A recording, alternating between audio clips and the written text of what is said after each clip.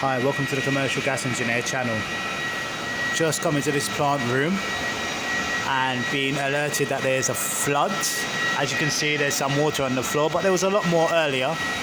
First thing we want to do is go to the pressurization unit because we can't seem to find where the leak is coming from. Okay, when I came to the pressurization unit, it had a fault code on it and it said excessive starts, 1.8 bar, and it had a fault code. The boilers are currently running now, but when I came here the boilers weren't running because the pressurization unit was holding them off. So what I did is I hit the reset button, but that didn't seem to help the pressurization unit, so I powered it off. And when I powered it off and turned it back on, as soon as I turned it off, the fault code came off the BMS panel, and then the boilers came on. Both boilers began their ignition sequence. Then what I did is I started looking around the plant room because it's hard to tell where the leak was coming from. And then I came over to here and found that there was a pump dripping. And this pump was the constant temperature pumps.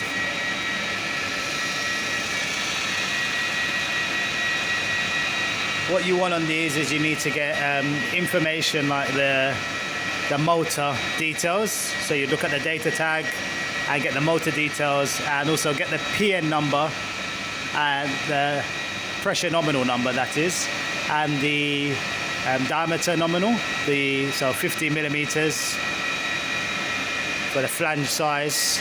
You want to know the pump motor model, and there's also details as well for the pump body over here. So you need to get those details, and sometimes you even need to measure the distance from flange to flange. So now I can continue carrying out my servicing on my boilers and book up a new pump for this building. Otherwise they're going to constantly get floods. Constantly getting floods, and pressurization unit is going to be constantly doing excessive starts and then holding off the boilers.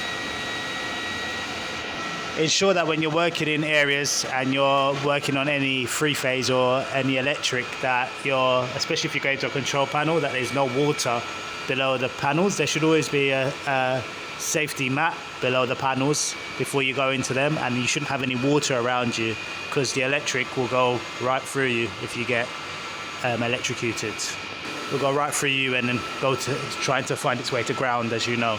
So okay, thank you for your time. Until next time. Bye bye bye.